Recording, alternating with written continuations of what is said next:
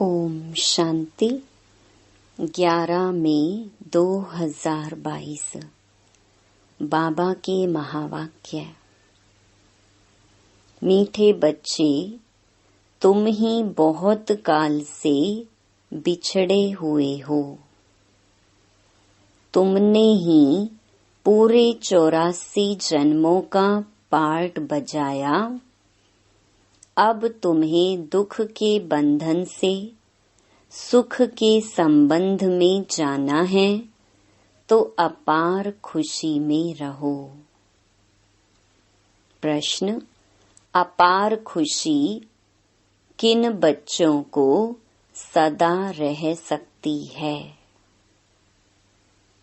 उत्तर: जिन्हें निश्चय है कि पहला, बाबा हमें विश्व का मालिक बनाने आया है। दूसरा, हमारा सच्चा बाबा वही गीता का सच्चा ज्ञान सुनाने आया है। तीसरा, हम आत्मा अब ईश्वर की गोद में बैठे हैं। हम आत्मा इस शरीर सहित बाप की बनी हूँ। चौथा, बाबा हमें भक्ति का फल सद्गति देने आया है। पांचवा, बाबा ने हमें त्रिकालदर्शी बनाया है। छठा, भगवान ने हमें माँ बनकर एडॉप्ट किया है। हम गॉडली स्टूडेंट हैं, जो इस स्मृति व निश्चय में रहते, उन्हें अपार खुशी रहती है। ओम शांति। बच्चों को निश्चय है कि हम आत्मा हैं। बाबा भगवान हमको पढ़ा रहा है, तो बच्चों को बहुत खुशी होनी चाहिए। सम्मुख आने से आत्मा समझती है कि बाबा आया हुआ है सबकी सद्गति करने। सर्व के सद्गति दाता, जीवन मुक्ति दाता वही हैं। बच्चे जानते हैं माया घड़ी घड़ी भुला देती है, परंतु यह तो समझते हैं ना, हम बाबा के सम्मुख बैठे हैं। निराकार बाबा इस रथ पर सवार हैं। जैसे मुसलमान लोग पटका घोड़े पर रखते हैं, कहेंगे इस घोड़े पर मोहम्मद की सवारी थी, निशानी रख देते हैं। यहाँ तो है निराकार बाबा की प्रवेशता। बच्चों को बहुत खुशी होनी चाहिए। स्वर्ग का मालिक बनाने वाला बाबा व विश्व का मालिक बनाने वाला बाबा आ गया है। बाबा है गीता का सच्चा भगवान। आत्मा की बुद्धि बाप की तरफ चली जाती है। यह है आत्माओं का लव बाप के साथ। यह खुशी किन्हों को चढ़ती है? जो बहुत काल से अलग हुए हैं। बाबा खुद भी कहते हैं, मैंने तुमको सुख के संबंध में भेजा था, अब दुख के बंधन में हो। तुम अभी समझते हो सब तो 84 जन्म नहीं लेते। 84 लाख का चक्र तो कोई की बुद्धि में बैठ ना सके।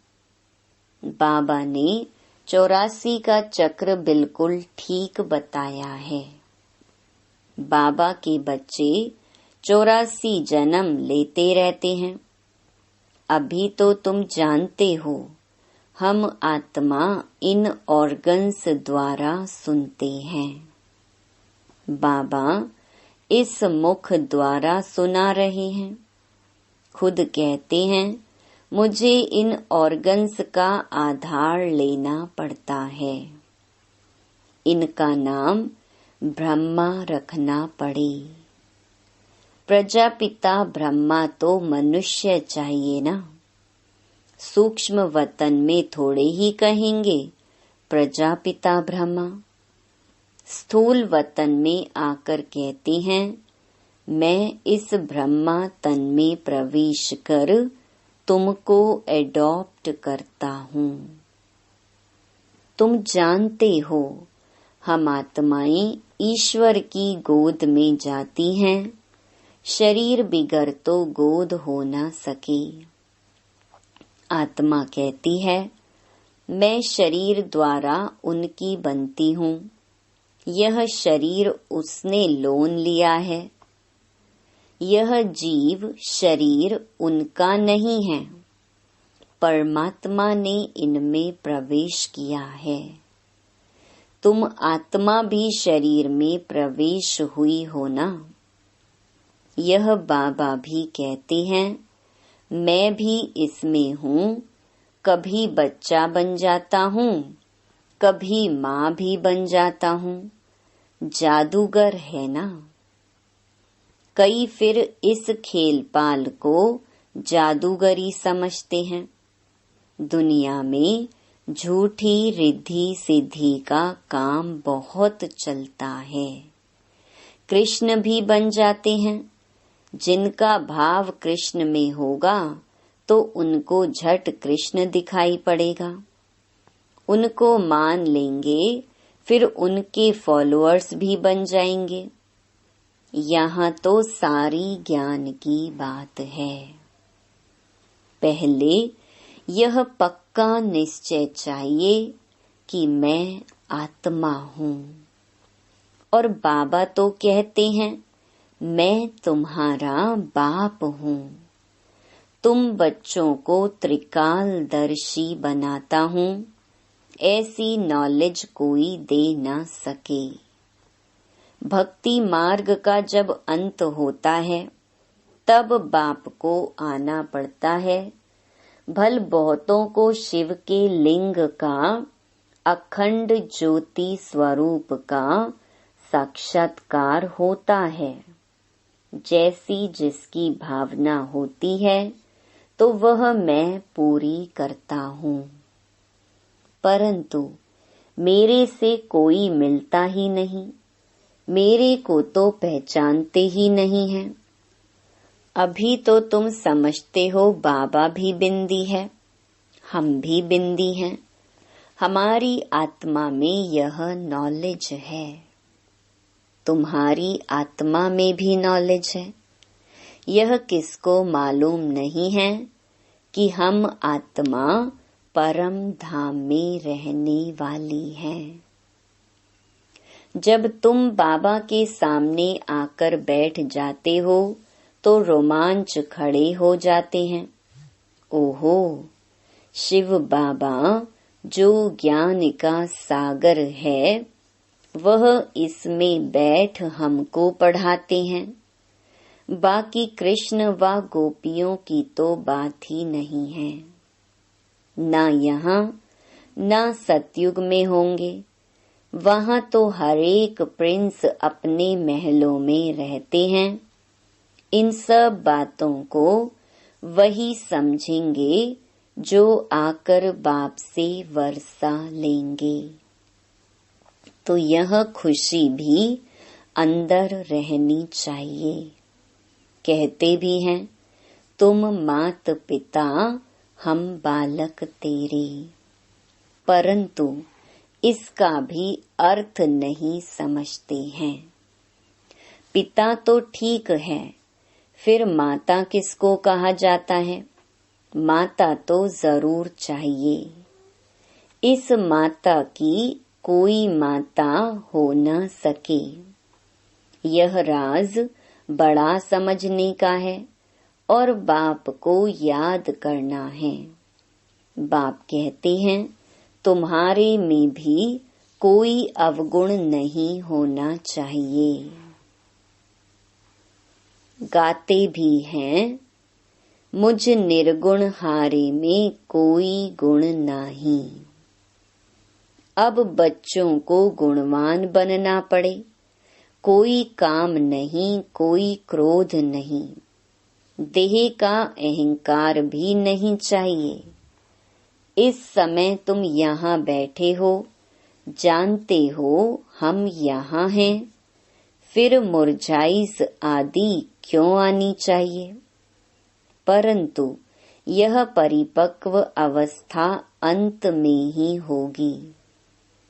गाया भी हुआ है, अतीन्द्रिय सुख पूछना हो तो गोप गोपियों से पूछो, यह अंत में होगा। ऐसे कोई कह नहीं सकता कि हम 75% अतीन्द्रिय सुख में रहते हैं। इस समय पापों का बोझा बहुत है। गुरु कृपा से व गंगा स्नान से पाप नहीं कट सकते हैं। बाप अंत में ही आकर नॉलेज देते हैं, दिखाते हैं। कन्या द्वारा बाण मरवाए और मर गए, फिर मरने के समय गंगा जल पिलाया। तुम यहाँ जब बेहोश हो जाते हो तो तुमको बाबा की याद दिलाई जाती है। माँ में कम यह बच्चों को आदत पड़ जानी चाहिए।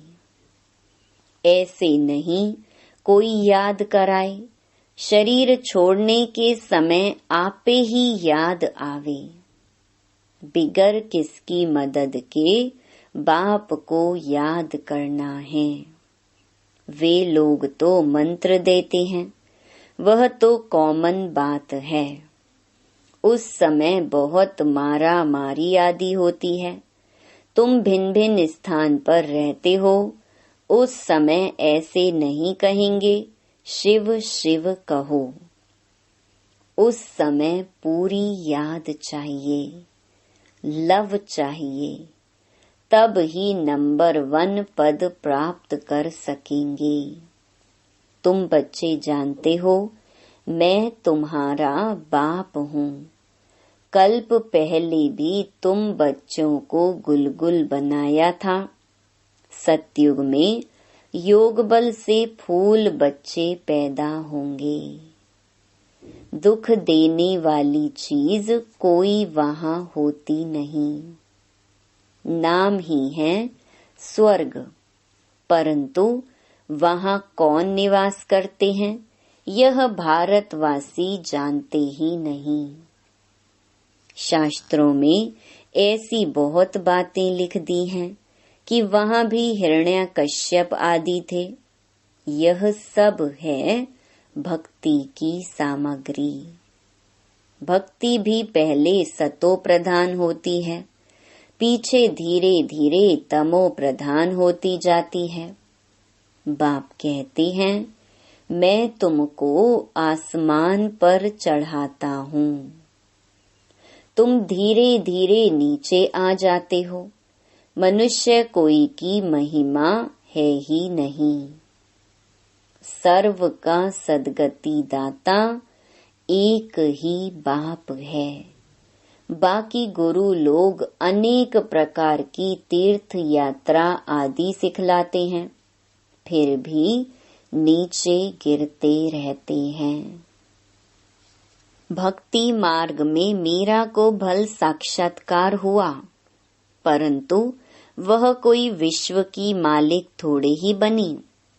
तुमको तो बाबा कहते हैं जिन्न बनो, तुमको काम देता हूँ, सिर्फ अल्फ बे को याद करते रहो। अगर थक जाएंगे, याद नहीं करेंगे तो माया कच्चा खा जाएगी। एक कहानी भी है जिन खा गया। बाबा भी कहते हैं तुम याद नहीं करेंगे तो माया कच्चा खा जाएगी। याद में बैठने से खुशी चढ़ती है। बाबा हमको विश्व का मालिक बनाते हैं। बाबा सामने बैठी हैं। तुम आत्माएं सुनती हो। मीठे लाडले बच्चे, मैं तुमको मुक्ति धाम में ले चलने आया हूँ। भल वापस जाने की कोशिश बहुत करते हैं, परंतु कोई जा नहीं सकते। कलयुग के बाद सतयुग, रात के बाद दिन आना ही है। तुम जानते हो सतयुग में हम ही होंगे। बाबा फिर से हमको राज्य भाग्य देते हैं। खुशी का पारा चढ़ेगा अंत में। जब फाइनल होंगे विनाश हो जाएगा। तुम साक्षी होकर देखते रहेंगे। खूने नाहे खेल है ना। क्या गुनाह किया है जो मारने लिए बॉम्ब्स आदि बनाए हैं। मरेंगे तो सही, वह भी समझते हैं हमको कोई प्रेर रहे हैं। जो नहीं चाहते भी हम यह बॉम्ब्स आदि बनाते हैं। खर्चा तो बहुत होता है। ड्रामा में नूंद है। इनसे विनाश होना ही है। अनेक धर्म बीच एक धर्म राज्य कर ना सके। अब अनेक धर्मों का विनाश हो, एक धर्म की स्थापना होनी है। तुम जानते हो हम बाबा की श्रीमत पर राज्य स्थापन कर रहे हैं। वह फिर चले जाते हैं मैदान पर ड्रिल आदि सीखने के लिए। समझते हैं मरना और मारना है। यहाँ तो वह बात नहीं। बहुत खुशी रहनी चाहिए कि बाबा आया है। प्राचीन भारत का राजयोग निराकार भगवान ने ही सिखाया था। नाम बदलकर कृष्ण रख दिया है। सन्यासी लोग समझते हैं हमारा ही प्राचीन योग है। तुमको कितना अच्छी रीति समझाते हैं। बच्चे मुझे पहचानते हो, मैं तुम्हारा बाप हूँ। मुझे ही पतित पावन ज्ञान का सागर कहते हो। कृष्ण तो पतित दुनिया में आ न सके। कृष्ण को फिर द्वापर में ले गए हैं। कितनी गलत फहमी है। बिल्कुल तमो प्रधान बन गई हैं। मैं आता ही तब हूँ जब सबको मुक्ति धाम में ले जाना है। तुम जानते हो हम पढ़ रहे हैं। हम गॉडली स्टूडेंट हैं। यह सिमरन करते रहो तो रोमांच खड़े हो जाएंगे।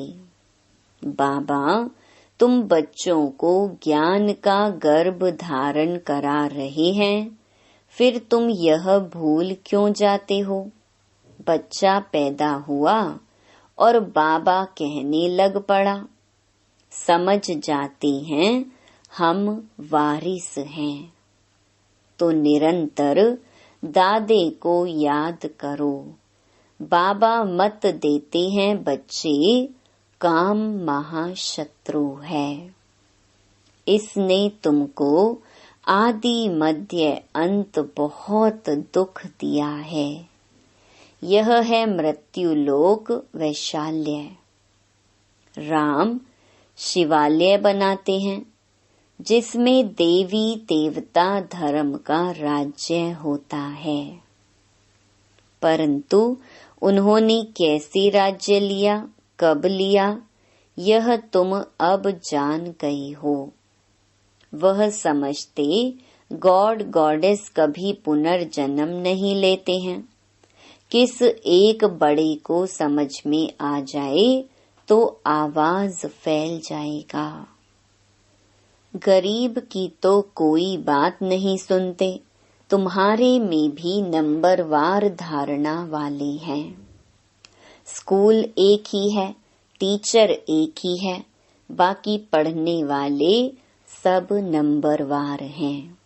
अच्छा, मीठे मीठे सिकिलधे बच्चों प्रति माता पिता बाप दादा का याद प्यार और गुड मॉर्निंग।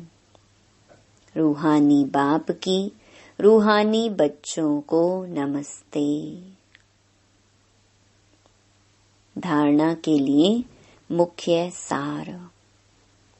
पहला, माया के वार से बचने के लिए जिन बन अल्फ और बे को याद करते रहना है।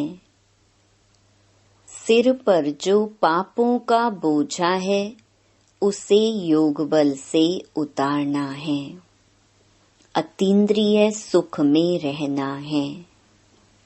दूसरा, मुख से सिर्फ शिव शिव नहीं करना है, बाप से सच्चा लव रखना है।